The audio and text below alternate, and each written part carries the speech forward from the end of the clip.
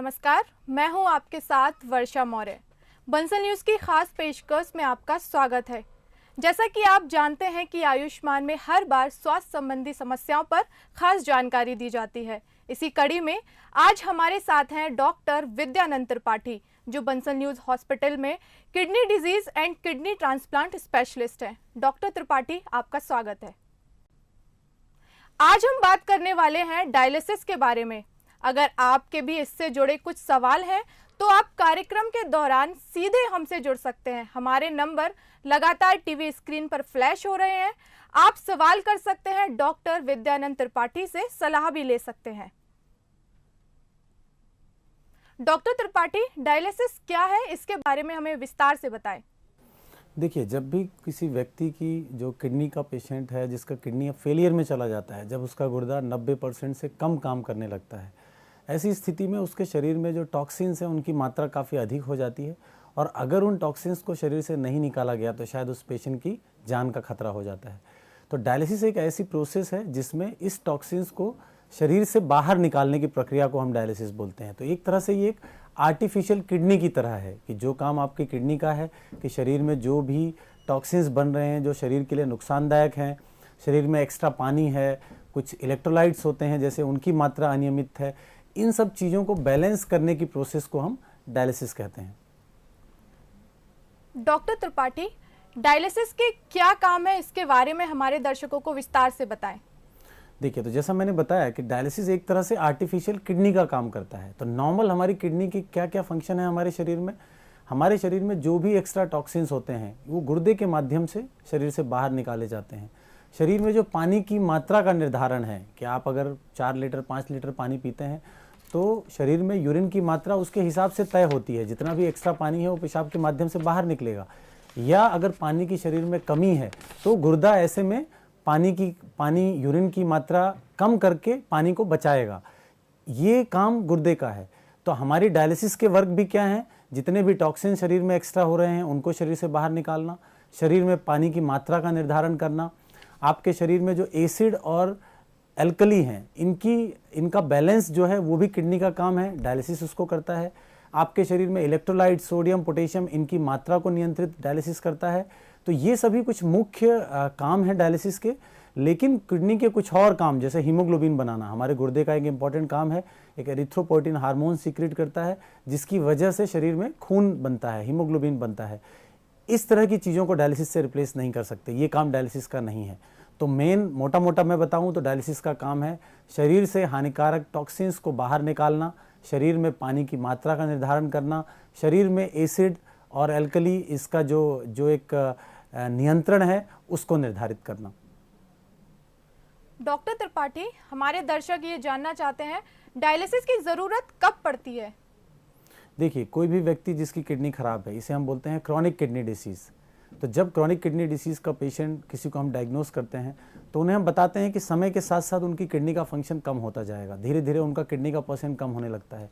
जब किडनी की स्थिति 90% से कम पर पहुंचती है, जिसको हम बोलते हैं ग्लोमेरुलर फिल्ट्रेशन रेट, अगर किडनी की छन्नी करने की जो कैपेसिटी है वो 90% से कम आती है, ऐसी स्थिति में मरीजों में जो लक्षण है किडनी फेलियर के वो आने लगते हैं, जैसे कि भूख नहीं लगना, उल्टी लगना, सांस फूलना, शरीर में पानी एक्स्ट्रा होगा, लंग्स में पानी आएगा, सांस फूलने लग जाएगा, ब्रेन में असर हो सकता है, मरीज बेहोशी की तरफ जा सकता है। ये ऐसी स्थिति होती है जो कि आपको बताती हैं कि अब अगर शरीर में इन टॉक्सिन्स की सफाई नहीं की गई तो मरीज की जान को खतरा है। इस स्टेज में हम डायलिसिस स्टार्ट करते हैं।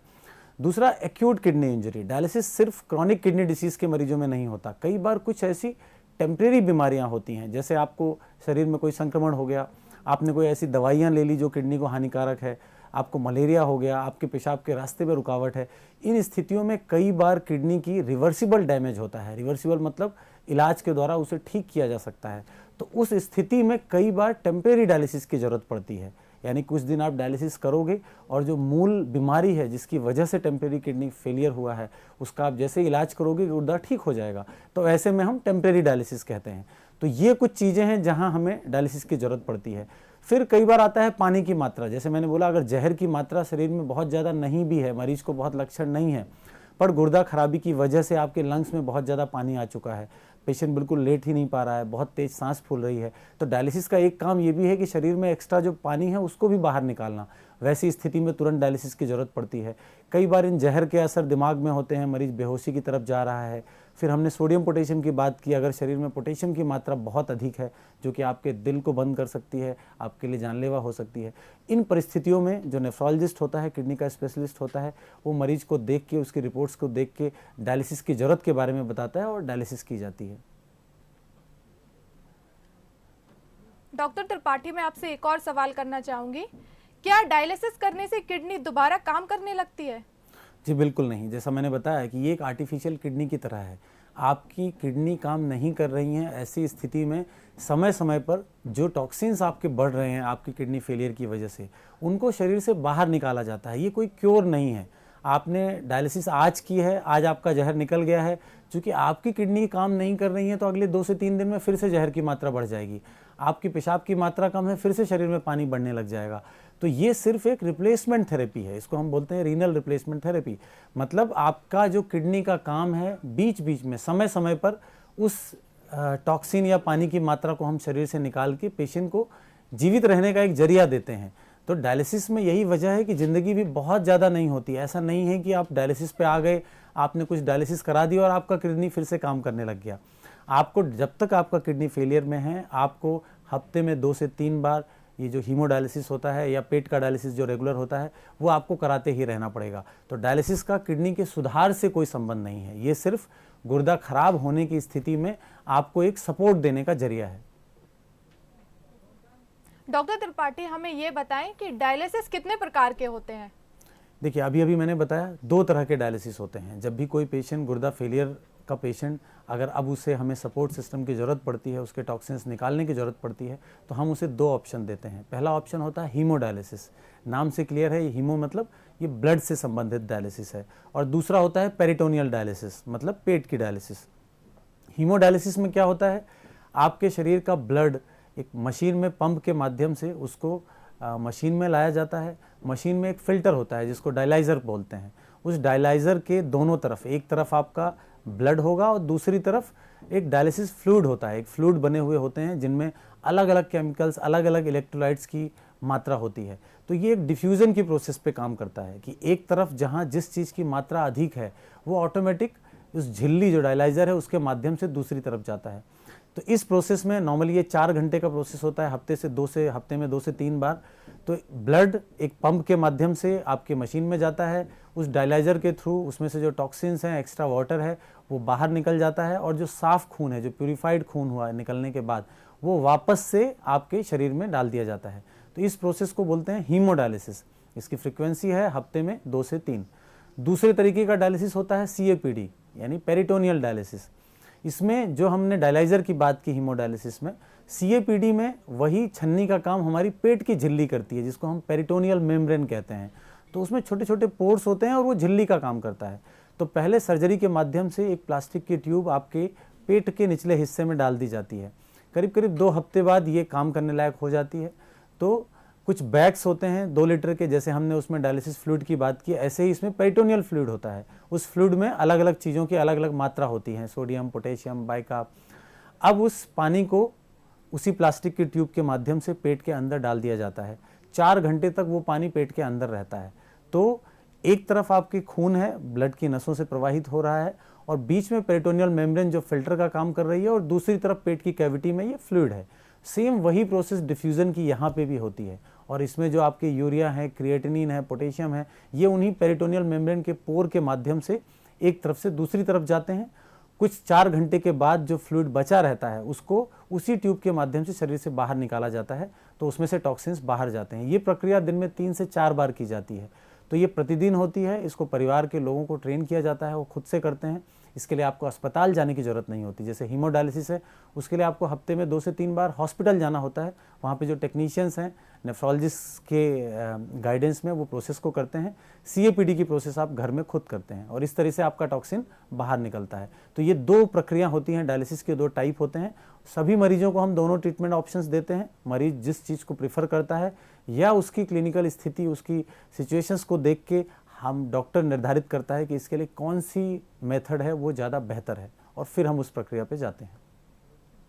डॉक्टर त्रिपाठी, हमारे दर्शकों को इस बारे में बताएं, डायलिसिस में खून का शुद्धिकरण किस सिद्धांत पर आधारित है?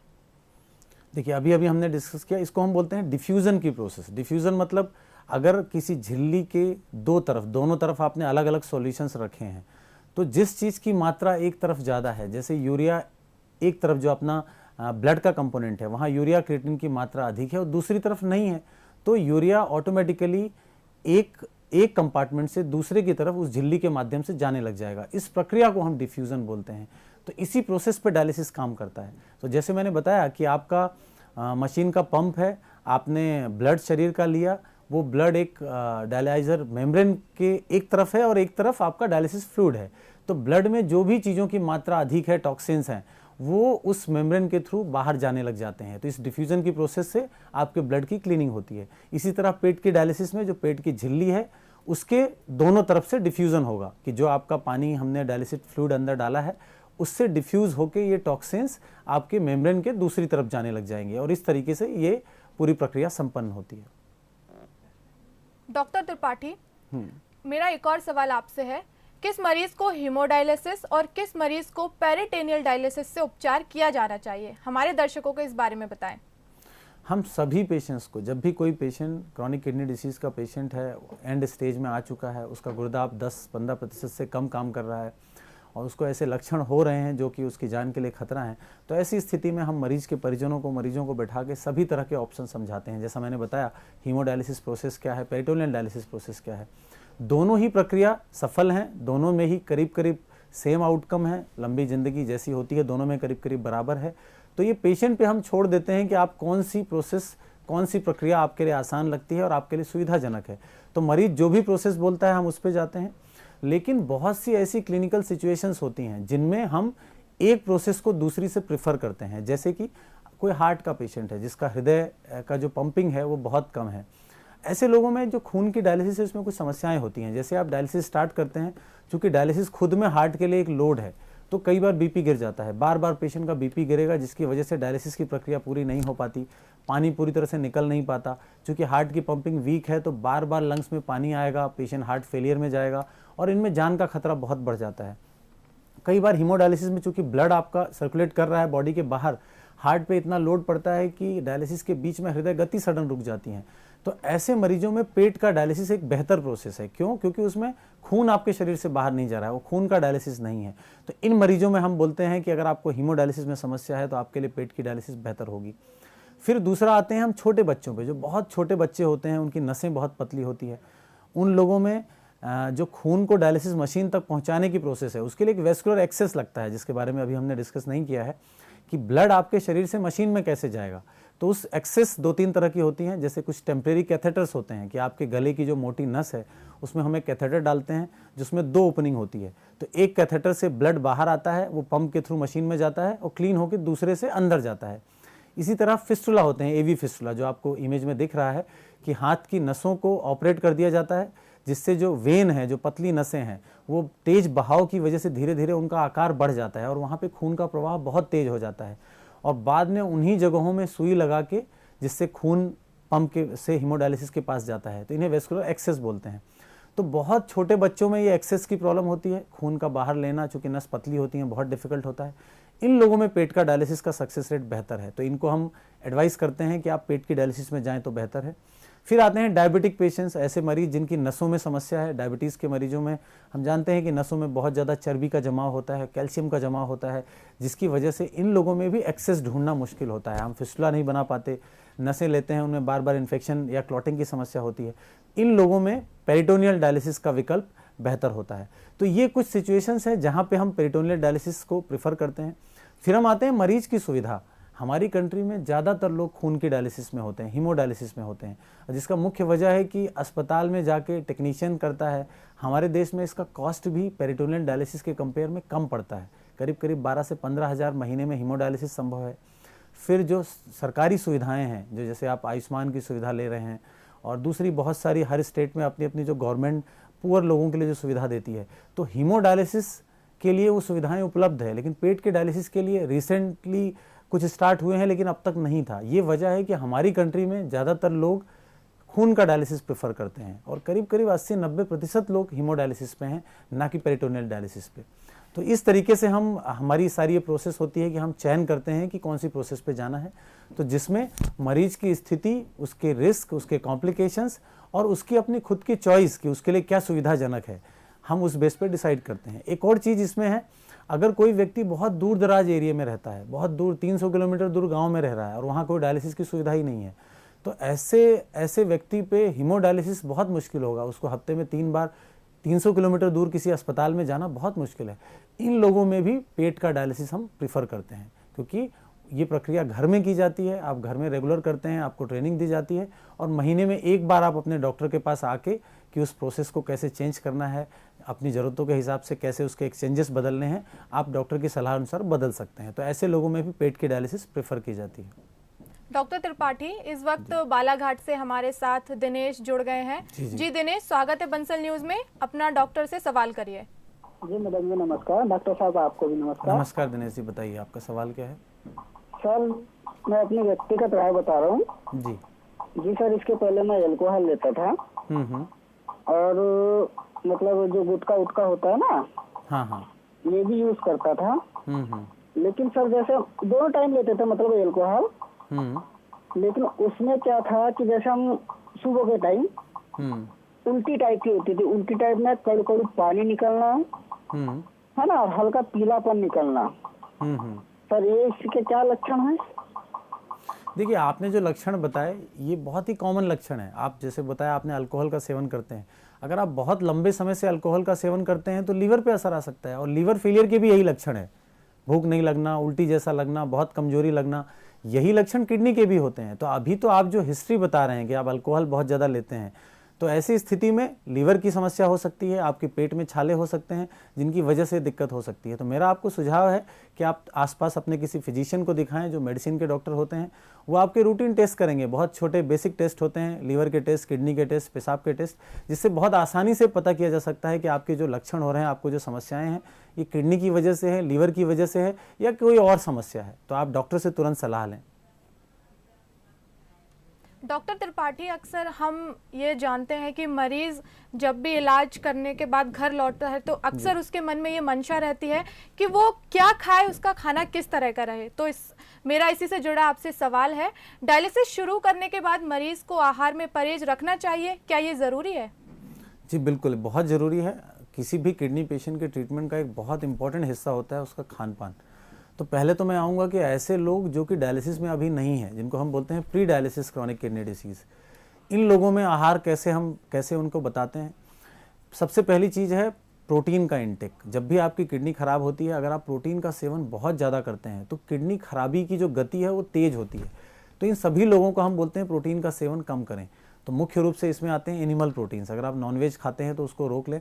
वेजिटेरियन डाइट में बहुत ज़्यादा प्रोटीन नहीं होता, इसलिए इसका भी ध्यान रखा जाता है कि प्रोटीन की कमी इतनी भी ना हो कि आपको प्रोटीन की कमी हो, जो कि और दिक्कत वाला हो सकता है। तो एक तो प्रोटीन का हम एडवाइस करते हैं।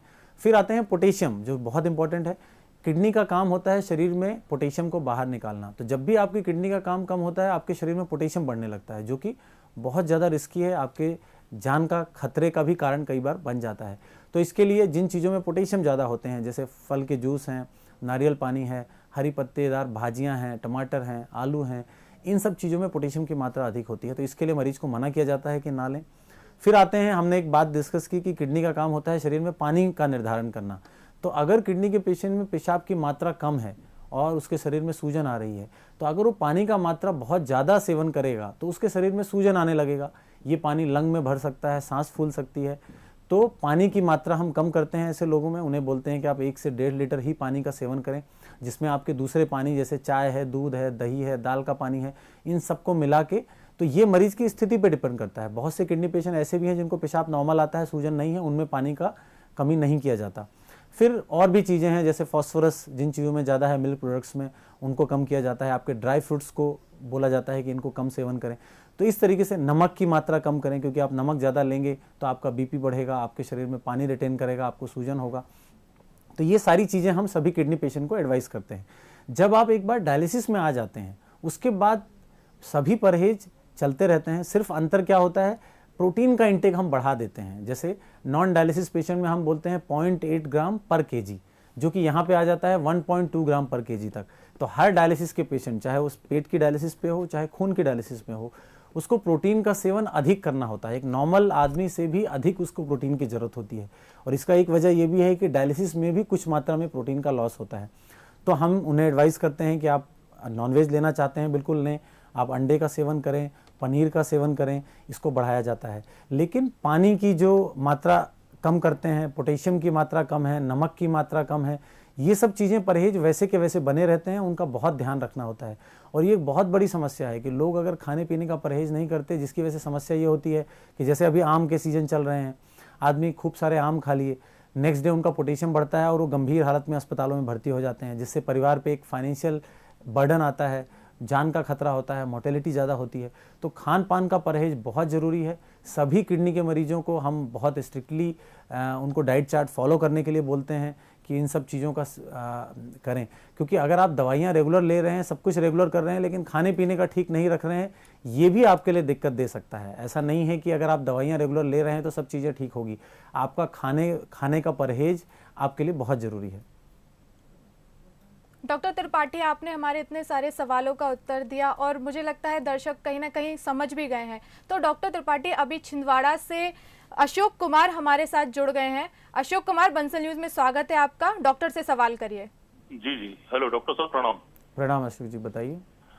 सर 2015 में एंजियोप्लास्टी हुआ था मेरा। हाँ हाँ।